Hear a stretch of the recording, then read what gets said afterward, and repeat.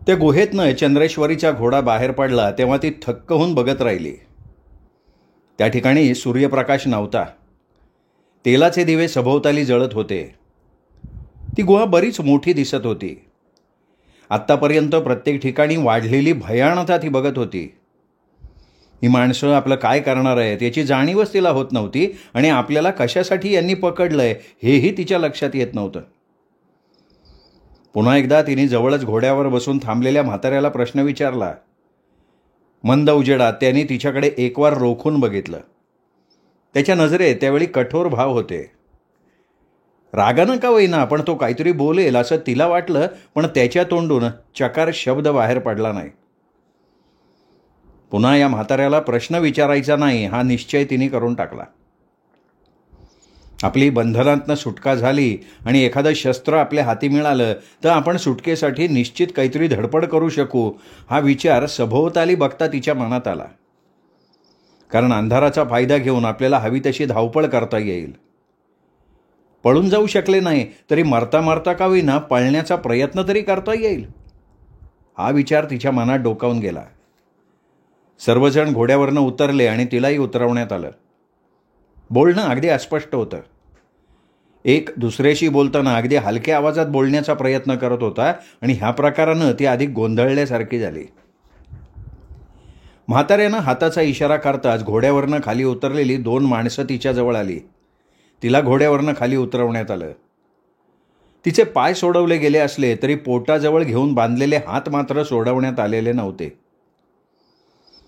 संधी मिळाली तर आपण पळण्याचा प्रयत्न करू याची जाणीव या घोडेस्वारांना असावी हा विचार करत दोघेही नेतील त्या दिशेनं ती मुकाट्यानं चालायला लागली. घोड्यावरनं खाली उतरलेला म्हातारा तिच्या मागनं चालत होता. 3-4 मशाली जवळजवळ ठेवलेल्या दिशेनं ते चालत होते. एकाएकी तिचे पाय थबकले. संपूर्ण शरीरात शिरशिरी उमटून गेली. पाय जमिनीला खिळून राहिले. त्यावेळी भयानक किंकाळी त्या शांत गुहेत घुमली होती. एका स्त्रीनं जीवाच्या आकांतानं ती ठोकलेली किंकाळी आहे हे चंद्रेश्वरीच्या लक्षात आलं. आपल्या शरीरातलं सारं त्राण नाहीसं होत असल्याची जाणीव तिला होत राहिली. पुन्हा तिने त्या म्हाताऱ्याच्या तोंडाकडे निरखून बघितलं. त्याच्या चेहऱ्यावर कसली तरी खळबळ तिला दिसून आली. शांतपणे तिची नजर जेव्हा त्याच्या नजरेला भिडली तेव्हा आपण असहाय्य असल्याचं तो नजरेनं सांगतोय असा तिला भास झाला. काहीतरी विचारायला तिचे ओठ हलले. त्याचवेळी म्हाताऱ्याच्या डोळ्यातले भाव बदलले. म्हाताऱ्याच्या नजरेचा इशारा तिने ओळखला आणि कंठातून ओठावर येणारे शब्द जिभेवरच विरल्यासारखे झाले. तिच्या मनाचा गोंधळ पूर्वीपेक्षाही जास्त वाढला. बेटा, आता पुन्हा तुला ती किंकाळी ऐकू येणार नाही. अगदी जवळ आलेल्या म्हाताऱ्याचे शब्द गुणगुणल्यासारखे तिच्या कानात शिरले. तो आपल्याशी असा का वागतोय हे काही तिच्या डोक्यात शिरलं नाही. पण का कोण जाणे तिला धीर आल्यासारखा वाटला. आपल्याविषयी म्हाताऱ्याच्या मनात सहानुभूती आहे याची जाणीव तिला झाली. आणखी काही न बोलता म्हाताऱ्यानं थांबलेल्या 2 शिपायांना इशारा केला.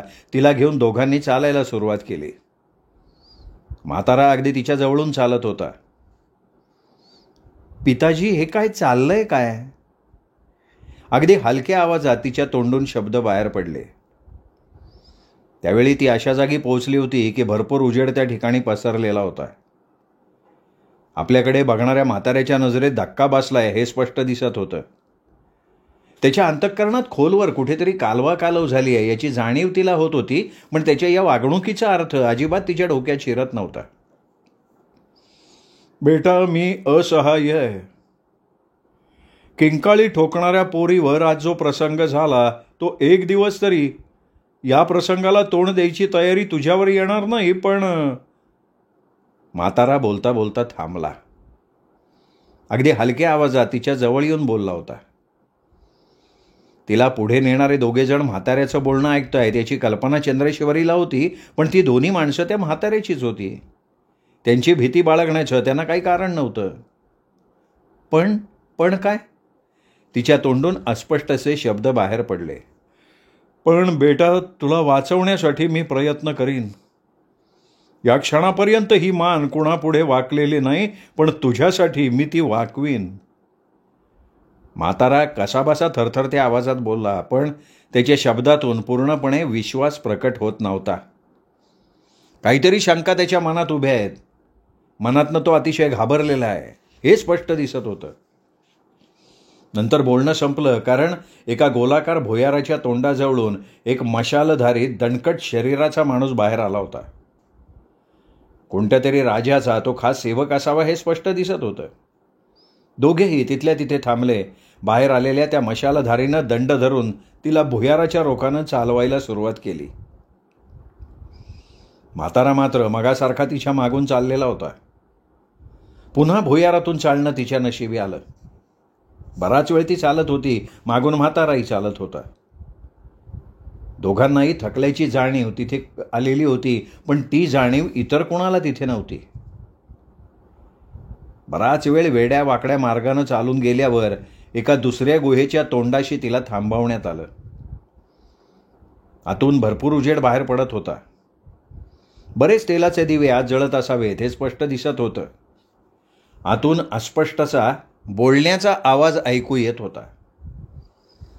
त्या भुयाराच्या बाहेर अंधारात नंग्या तलवारी हातात घेतलेले 2 शिपाई उभे होते.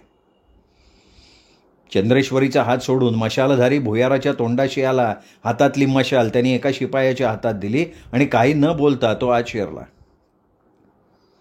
म्हातारा आणि चंद्रेश्वरी बाहेरच उभे राहिले होते. तिची छाती धडधडत होती. भयंकर असं काहीतरी घडतंय या कल्पनेनं तिची अवस्था मात्र मोठी विचित्र झाली होती. सूरज आपल्याला या संकटातून वाचायला असमर्थ आहे हे तिच्या मनात पक्क रुजलं होतं. त्या स्त्रीचं काय झालं हे तिला समजू शकलं नव्हतं. म्हातारा सुद्धा तिला ते सांगू शकला नव्हता. आत गेलेला शिपाई बाहेर आला. हलक्या आवाजात त्यांनी म्हाताऱ्याला आत येण्याची सूचना केली.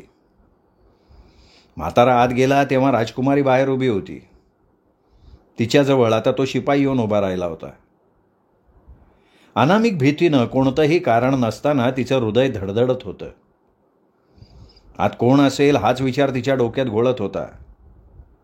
काही वेळापूर्वी आतून येणारं गुणगुणणं आता तिला स्पष्टपणे ऐकू येत होतं. महाराज, आजपर्यंत मी आपली मनोभावे सेवा केली. आज माझी पहिली आणि अखेरची विनंती आहे. म्हाताऱ्याचे थरथरत्या आवाजातले शब्द तिच्या कानात शिरले. तिचं अंतःकरण कालवल्यासारखं झालं.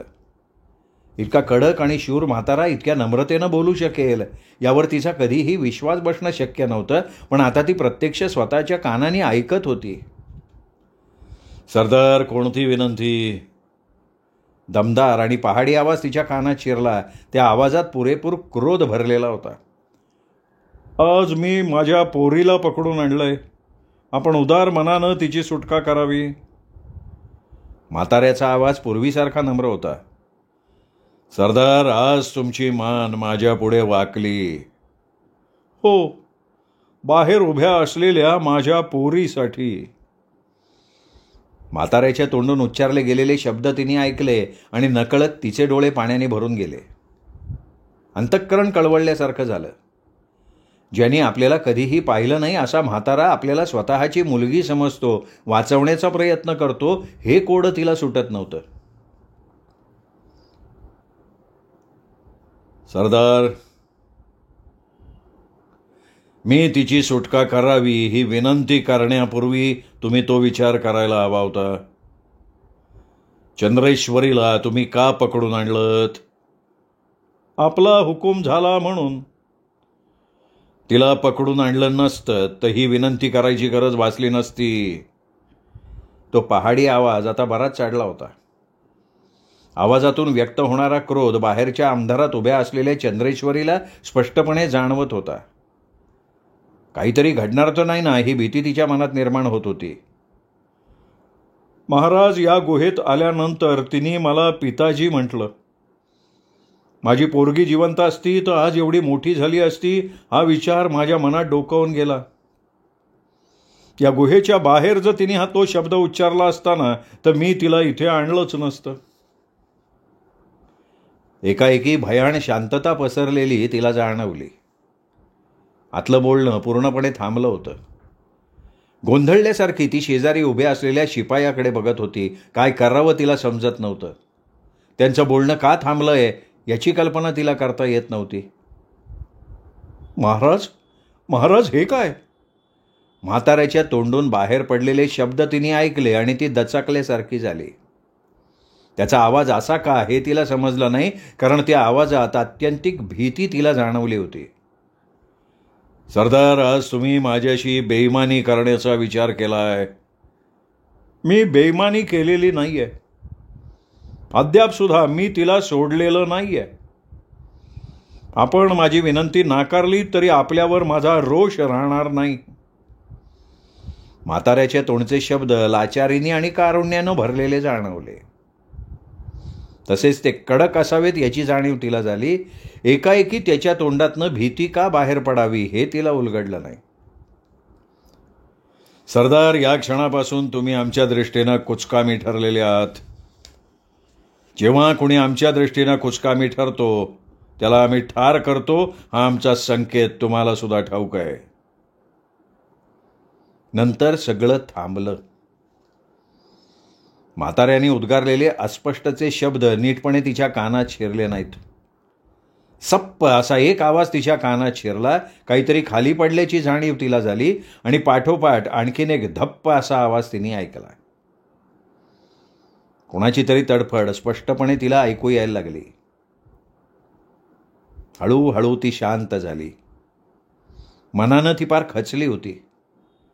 म्हाताऱ्याचं शिर धडावेगळं झालं असावं असा तर्क तिने केला होता. एक शिपाई घाईघाईत बाहेर आला. हलक्या आवाजात त्यांनी तिच्या शेजारी उभ्या असलेल्या शिपायाला तिला आत आणण्याची सूचना केली. पुन्हा तिचा दंड पकडला गेला. आता ती एखाद्या प्रेतासारखी चालत होती. दंडाला धरून तिला चालवण्यात येत नसतं तर ती स्वतःच्या पायानं चालत उजेड असलेल्या भुयारातनं आत जाऊ शकलीच नसती. 2च पावलं ती गेली आणि समोरचं दृश्य बघून तिचे हातपाय पार गळून गेले. दंड धरलेल्या दणकट शिपायाने तिला सावरलं नसतं तर ती उभ्या उभ्या खाली कोसळली असती. म्हाताऱ्याचं शिर तुटलेलं धड तिच्या समोर पडलं होतं रक्ताच्या थारोळ्यात. तिथून 3-4 पावलावर त्याचं शिर पडलं होतं आणि किंचित पुढच्या बाजूला एका अर्धनग्न स्त्रीचं धडावेगळं झालेलं शिर तिच्या नजरेनं टिपलं होतं आणि तशीच तिची नजर तिच्या रक्ताच्या थारोळ्यात धडावर स्थिर झाली होती. चंद्रेश्वरीसारखी शूर स्त्री आपली ही अवस्था अशीच होईल या जाणीवेनं पार खचली होती. सूरजनं मुद्दामून आपल्या घोड्याची गती बरीच कमी केली होती. हळूहळू दोन्ही घोडे दाट झाडीत शिरले. नथू, घोडा सोड आणि तू एखाद्या झाडावर चढ, सूरजनं हलक्या आवाजात सूचना केली. कोणता तरी गंभीर प्रसंग आपल्यावर चालून येतोय हे सूरजच्या आवाजावरनं नथूच्या लक्षात आलं. आणि तू?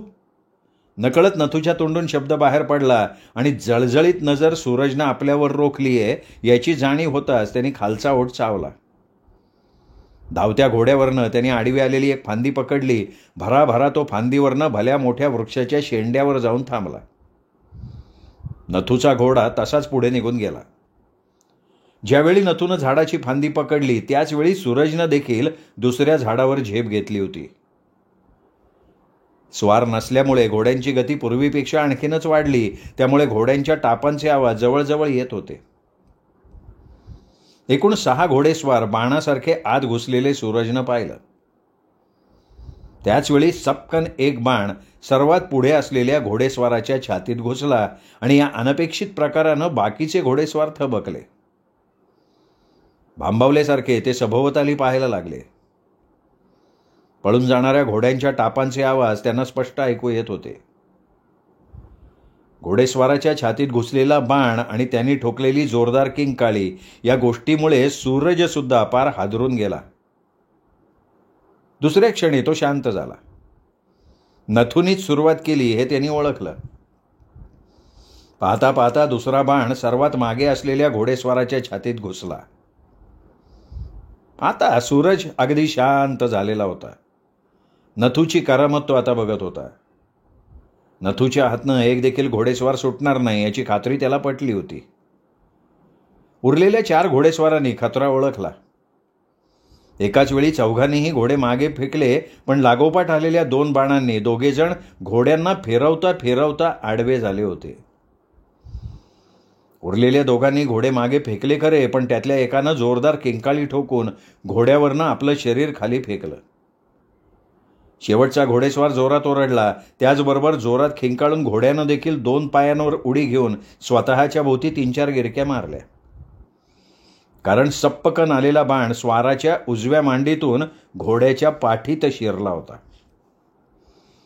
जेव्हा तो घोड्याच्या पाठीवरनं उडाला तेव्हा त्याची मांडी फाटली होती आणि बाणाचं पातं घोड्याच्या पाठीतनं बाहेर आलेलं नव्हतं. पटापटा या फांदीवरनं त्या फांदीवर उड्या घेत सूरज खाली उतरला होता. आणखीन धोका नाही याची त्याला खात्री झाली होती.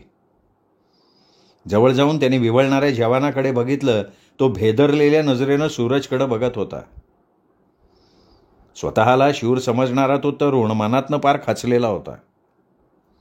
सूरजच्या पाठोपाठ नथू सुद्धा जवळ आला. खुश होऊन सूरजनं नथूच्या पाठीवर थाप मारली. नथूची नेमबाजी खरोखर वाखाणण्यासारखी होती. पकडून आणलेली स्त्री कुठे रे? सूरजनं शांतपणे जखमी जवानाचे केस धरून त्याचं तोंड आपल्या बाजूला फिरवत त्याला विचारलं. पण तो तरुण काहीही बोलला नाही. त्याच्या नजरेतली भीती अधिकच वाढल्यासारखी झाली. कदाचित तो भीतीमुळे बोलत नसावा असं सूरजला वाटलं. बराच वेळ सूरज त्या कैद्याकडे आणि कैदी सूरजकडे बघत होते. शेवटी सूरज कंटाळला. काहीही न बोलता त्याने नथूकडे बघितलं. डाव्या हाताच्या बोटानं विशिष्ट अशी खूण केली. नथूनं कमरेचा सुरा काढला. 2 घावात त्यांनी जखमी जवानाची मान धडावेगळी करून टाकली. त्यावेळी सूरज शांतपणे विचार करत उभा होता, कारण याच गावात काहीतरी पाणी मुरतंय हे त्याच्या लक्षात आलं होतं. उगाच पुढे जाण्यात त्याच्या दृष्टीनं काही अर्थ नव्हता. नथू, आपल्याला या गावाला धडा शिकवावा लागेल. सूरज शांत आणि गंभीर आवाजात बोलला. तितक्याच शांतपणानं नथूनं सूरजच्या नजरेला नजर दिली, कारण त्याच्याही डोक्यात हाच विचार आला होता. कदाचित याच गावात चंद्रेश्वरी असावी असा विचार नथूच्याही डोक्यात घोळत होता. फक्त ते आपण बोलून कसं दाखवायचं हे त्याला कळत नव्हतं. प्रेत त्याच ठिकाणी टाकून ते गर्द रानात निघून गेले. याच रानाचा आश्रय घेऊन रात्रीच्या वेळी गावात शिरण्याचा विचार त्यांच्या डोक्यात घोळायला लागला. त्यावेळी नुकतीच अंधार पडायला सुरुवात झाली होती. सांधी हे गाव तसं फारसं मोठं नसलं तरी तसं लहानही नव्हतं. 2 सरदार घराण्यांना इनाम मिळालेलं ते गाव होतं. नर्मदेला मिळणाऱ्या एका ओढ्यानं त्या गावाचे 2 भाग झाले होते आणि प्रत्येक भागात एकेका सरदाराचं साम्राज्य होतं. गाव एकच, पण 2 वृत्ती तिथे बळावलेल्या होत्या. सरदार अमरसिंग राठोड या सरदाराचा वाडा ओढ्याच्या उत्तरेला होता. आपलं उभं आयुष्य छानछोकीत आणि पंचक्रोशीवर वचक ठेवण्यात त्यांनी घालवलं होतं. वय बरंच उलटलेलं असलं तरी त्याच्या शरीरातली रग अद्याप संपलेली नव्हती. वाड्याच्या भव्य चौकात तो क्रोधानं थरथरत उभा होता. समोर उभ्या असलेल्या 2 जवानांकडे त्याची कठोर नजर रोखली गेली होती. त्याचा राग गावातल्या प्रत्येकाला माहिती होता. तो चिडला की त्याच्या हातून काहीही घडू शकतं याची जाणीव प्रत्येकाला होती. त्यांना गावातनं बाहेर का जाऊ दिलं? क्रोधातनं थरथरत सरदार राठोडनं विचारलं. त्याचं वय 50शी उलटून गेलं होतं, पण हाडापेरानं तो अतिशय मजबूत होता. त्याच्या मागून 6 घोडेस्वार पाठवलेत महाराज. घाबरलेला जवान कसाबसा बोलून गेला. सरदारला नेमकं चिडायला कारण काय झालं हेच मुळी त्याच्या डोक्यात शिरत नव्हतं. अरे, मागून तू 50 घोडेस्वार पाठवशील, ते कोण होते हे तरी समजून घ्यायला हवं. आधी ते आमच्या लक्षात नाही ना आलं महाराज. मग कधी आलं लक्षात? जेव्हा तो आपलीच बायको पळवून नेली असं म्हणाला ना तेव्हा. तो जवान थंडपणे पण थरथरत्या आवाजात बोलला आणि सरदार राठोड थिजल्यासारखा झाला. त्याची अशी अवस्था का झाली हे दोघांच्याही लक्षात आलं नाही. राठोडच्या चेहऱ्यावर भरलेला क्रोध बघता बघता नाहीसा झाला. अस्पष्ट भीती त्याच्या चेहऱ्यावर दिसायला लागली. डोळ्यात मात्र ती स्पष्टपणे जाणवत होती. समोर उभा असलेला जवान गोंधळल्यासारखा झाला. कदाचित चौकशी करणाऱ्या त्या घोडेस्वाराला न बघताच सरदारनं ओळखलं असावं याची खात्री त्याला झाली. कारण तसं नसतं तर सरदारमध्ये इतका फरक पडलाच नसता. बहादूर, ताबडतोब 50 घोडेस्वार घेऊन जा. एकाएकी चेहरा कठोर बनवत सरदार राठोडनं हुकूम सोडला. दोघेही बुचकळ्यात पडले. असा हुकूम काढायचं कारण काय हे दोघांच्याही लक्षात आलं नाही. त्याच्या दृष्टीनं दोघांना पकडायला 6 जण पुरेसे होते. आणखीन 50 जण कशासाठी? गोंधळलेल्या अवस्थेत बहादूरनं विचारलं आणि आपण उगाच बोललो असं त्याला वाटलं. खाली मान घालून त्यांनी सरदार राठोडची नजर चुकवायचा प्रयत्न केला. बहादूर, तो जर आपली बायको पळवली गेली असं म्हणाला असेल तर त्याला पकडून आणायचं सामर्थ्य 6च काय 60 शिपायात सुद्धा नाहीये. तुम्ही दोघंही ताबडतोब ते गेलेल्या दिशेला जा. उशीर केलात आणि गेलेल्या शिपायांनी त्याला गाठायचा प्रयत्न केला तर आपले शिपाई जिवंत सापडणार नाहीत. सरदार राठोडनं स्पष्टपणे जाणीव दिली, पण त्याच्या चेहऱ्यावरची भीती मात्र कमी झालेली नव्हती. आणि त्याला इतकं घाबरायचं कारण काय हे काही त्या दोघांना समजलं नाही. ते घाईघाईत बाहेर पडले. त्यांनी शक्य तितक्या लवकर 50 घोडेस्वारांना घेऊन जायची तयारी सुरू केली आणि हा म्हणता 50 घोडेस्वार तिथनं निघाले. तुफान वेगानं ते दौड करत होते. जवळजवळ एकूण 15 मशाली दौड करणाऱ्या त्या घोडेस्वारांच्या जळत होत्या. गावाबाहेरच्या रानात ते शिरले आणि मरून पडलेला एक घोडा त्यांना बघायला मिळाला. तो वाटेतच आडवा पडला होता. सर्व घोडेस्वार त्या ठिकाणी थांबले. त्यांनी सभोवतालची पाहणी करायला सुरुवात केली आणि एकेकाचं प्रेत त्यांना बघायला मिळालं. जवळजवळ 6 जणांची प्रेतं पडलेली होती. बहुतेक सगळ्यांना बाणांनी ठार करण्यात आलं होतं, पण त्यातला एक जण मात्र मान तोडल्यामुळे ठार झाला होता. बहादूर थरथरत्या नजरेनं प्रेतांकडे बघत होता. सरदारनं सांगितलेलं त्याच्या डोक्यात घुमत होतं. जे दोघेही या ठिकाणाहून निघाले ते किती भयंकर आहेत याची खात्री ह्या एकाच घटनेनं बहादूरला झाली. त्या ठिकाणी थांबण्यात त्याच्या दृष्टीनं अर्थ नव्हता. या सगळ्यांना ठार करून ते इथे थांबणं शक्य नाही याची खात्री बहादूरला पटली होती. आपण सुद्धा थांबण्यात अर्थ नाही हा विचार करून त्यांनी प्रेत गोळा करायला सुरुवात केली. तसाच सरदार राठोडच्या वाड्यासमोर तो आला तेव्हा अतिशय घाबरलेला होता. या 6 जणांना आपण पाठवलं ही टोचणी त्याला सतत लागून राहिली होती. आणि राठोड नेमका याच एका घटनेसाठी आपल्याला दोषी ठरवेल असंही त्याला वाटत होतं. बहादूर घोड्यावरनं खाली उतरत असताना सरदार अमरसिंग राठोड भव्य दरवाज्यात आला. त्याच्या मागे मशाल घेऊन एक नोकर होता. सरदाराला धक्का बसलाय हे स्पष्ट दिसत होतं.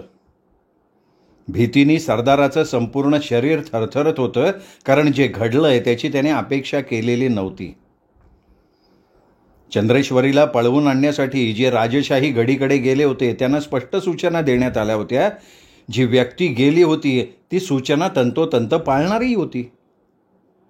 जर देण्यात आलेल्या सूचना पाळल्या गेल्या असत्या तर सूरज या ठिकाणी पोहोचणं शक्य नाही असं सरदार राठोडला वाटत होतं. पण सूरज आला होता.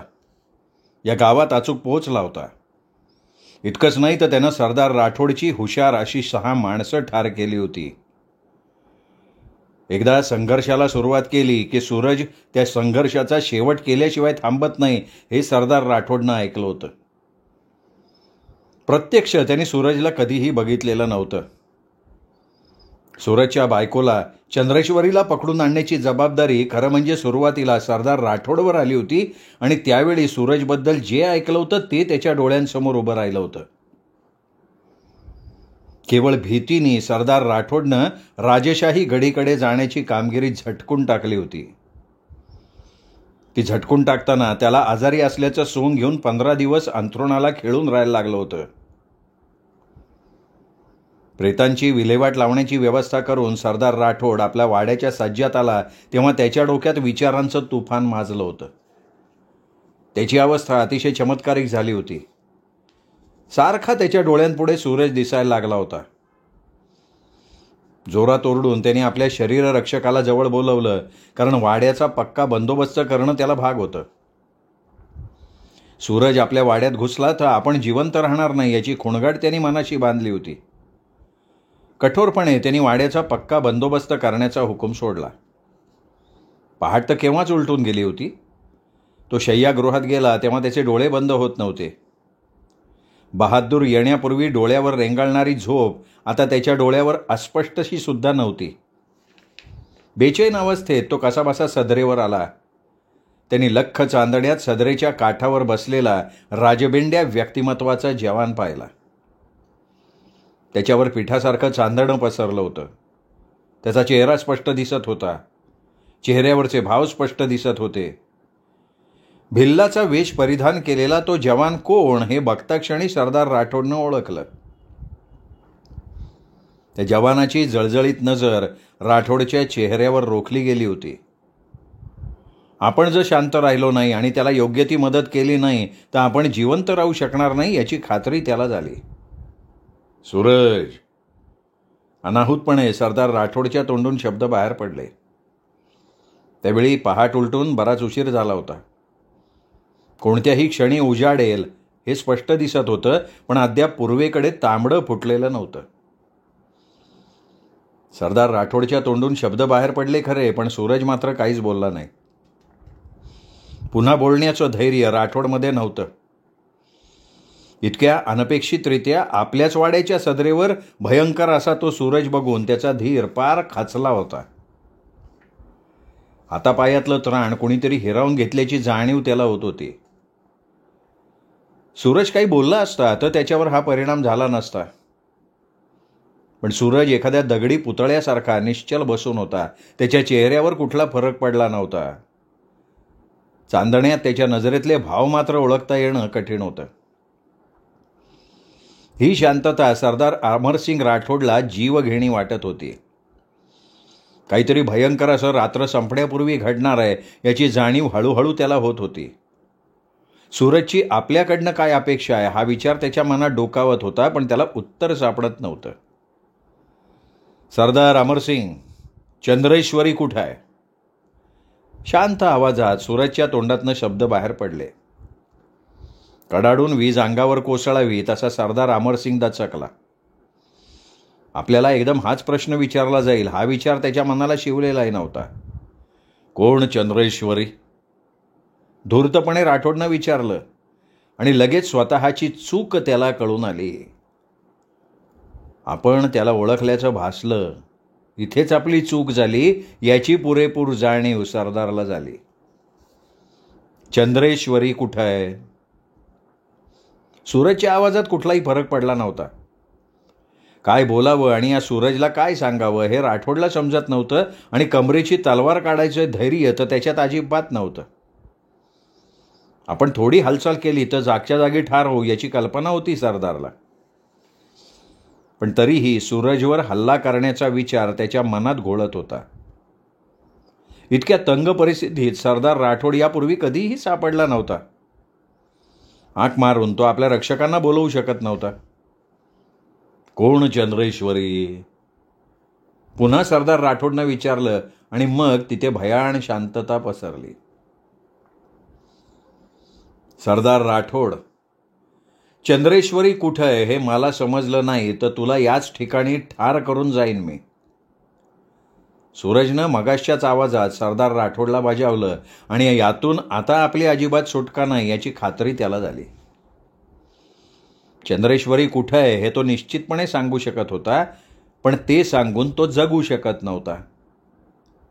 आणि आपण सांगितलं नाही तरी जगणं कठीण आहे याची खात्री त्याला झाली होती.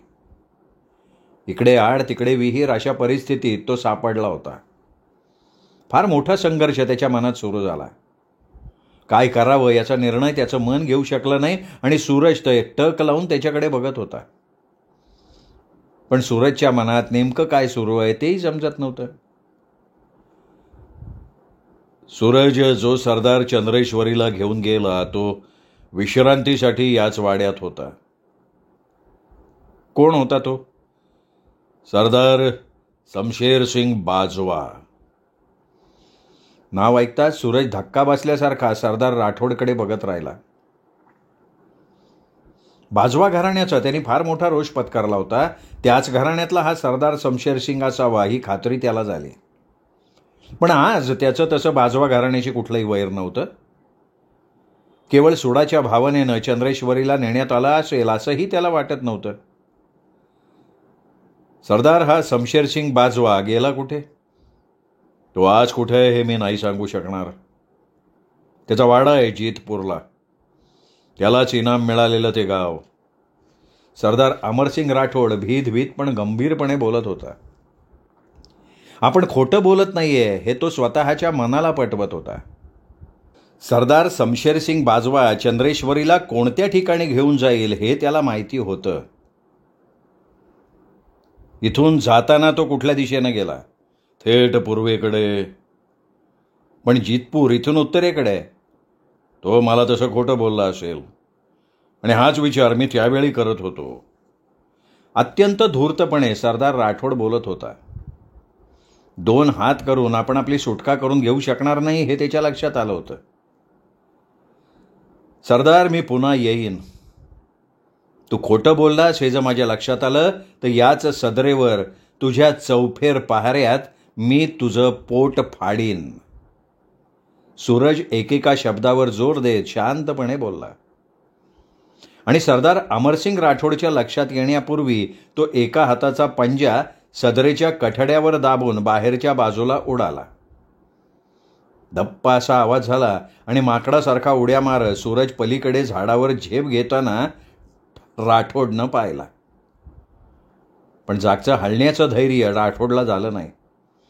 वेड्यासारखा तो कितीतरी वेळ ज्या झाडावर सूरजनं झेप घेतली होती त्या झाडाकडे बघत राहिला आणि त्यावेळेला पूर्वेकडे अस्पष्टसं तांबडं फुटलेलं होतं. श्रोते हो, हा होता गुरुनाथ नाईक लिखित पेटलेला पलिता या दीर्घ कथेचा दुसरा भाग. तिसरा भाग उद्या भेटूयात दीपक रेगे कथाकथन चॅनलवर उद्या. तोपर्यंत नमस्कार.